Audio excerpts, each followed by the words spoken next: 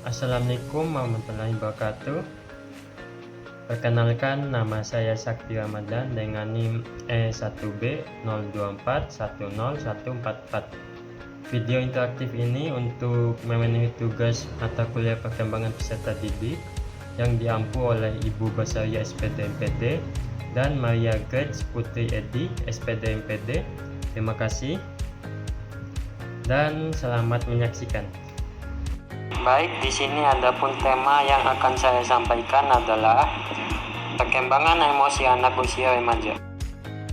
Yang pertama, masa storm dan stres. Yang kedua, masalah mental remaja. Yang ketiga, emosi. Yang keempat, emosi pada remaja. Yang kelima, kematangan emosi remaja. Yang keenam, mencapai kematangan emosi remaja. Dan kesimpulan. Masa storm dan stres. Masa remaja adalah masa menyenangkan karena tantangan yang dihadapi belum terlalu berat dibandingkan usia dewasa. Walaupun begitu, setiap usia memiliki tantangan tersendiri dan pasti bisa melalui tantangan tersebut.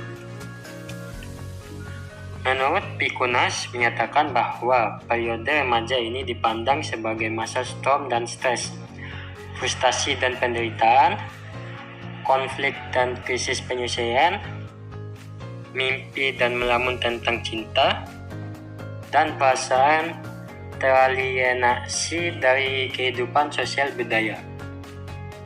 Masalah mental remaja. Masalah mental remaja adalah hal yang penting dan perlu diperhatikan. Remaja sedang berada di masa perubahan dari anak-anak menuju dewasa.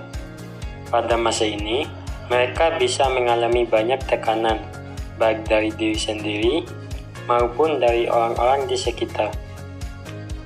Menurut Larson, Moneta, Richards, dan Wilson, bukti menunjukkan bahwa remaja mengalami emosi yang sering dan intens yang menyertai peningkatan risiko gangguan mental yang ditandai dengan masalah dengan regulasi emosi.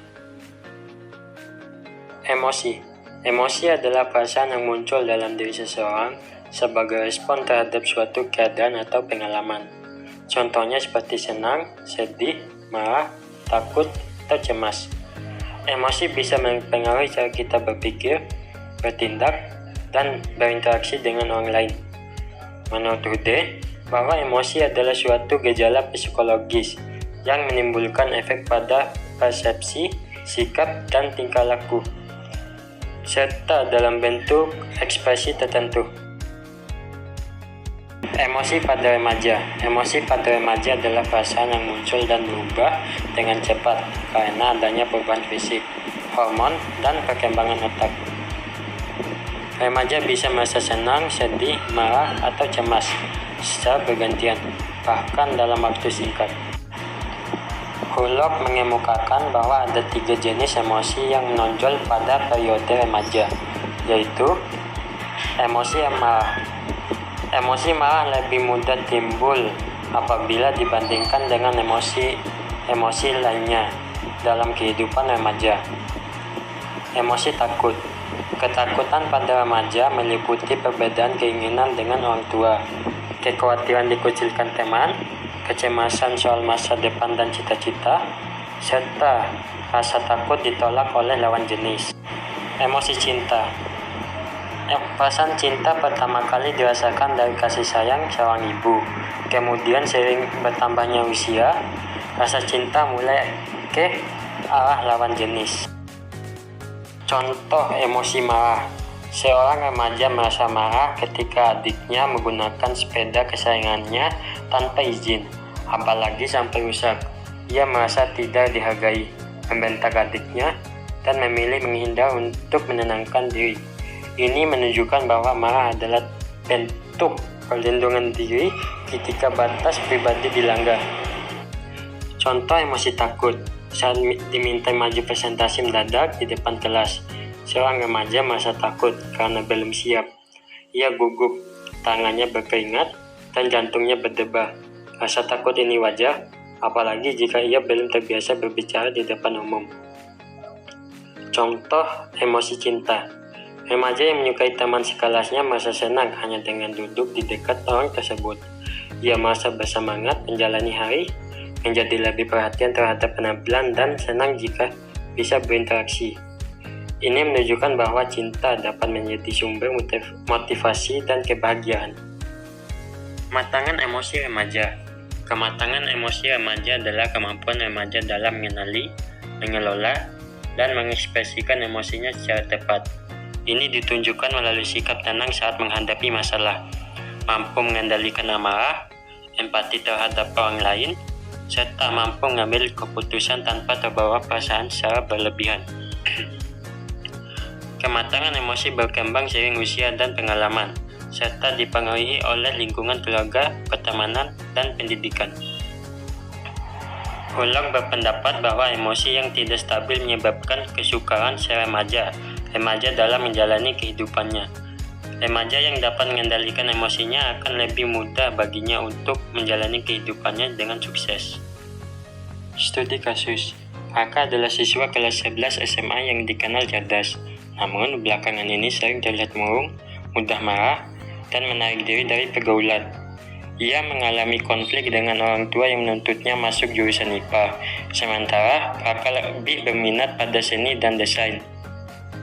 Di sekolah, ia pernah melampiaskan emosinya dengan memukul meja ketika ditegur guru, dan ini membuatnya mendapatkan sanksi.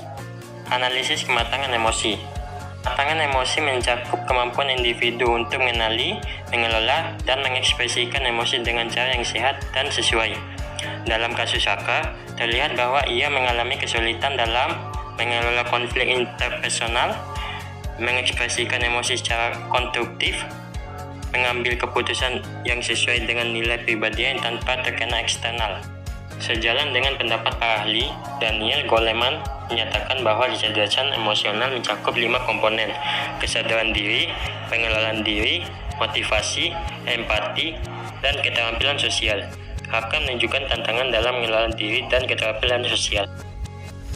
Kesimpulan, emosi remaja berkembang sangat cepat dan kadang sulit dikendalikan. Mereka mulai belajar mengenali dan mengatur perasaan, tapi masih butuh bimbingan. Dukungan dari orang tua dan lingkungan sangat penting agar remaja bisa tumbuh dengan emosi yang sehat. Mari kita diskusikan studi kasus berikut ini. Dina, siswi SMA berusia 16 tahun, akhir-akhir ini sering merasa cemas dan mudah marah. Ia merasa tidak dimengerti oleh orang tuanya dan sering membandingkan dirinya dengan teman-teman di media sosial.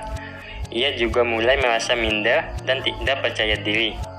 Menurut teman-teman, apa saja faktor-faktor yang mempengaruhi kondisi emosi Dina dan bagaimana seharusnya Dina mengelola emosinya sehingga tidak berdampak negatif terhadap kesehariannya? Tulis jawabanmu di kolom komentar ya.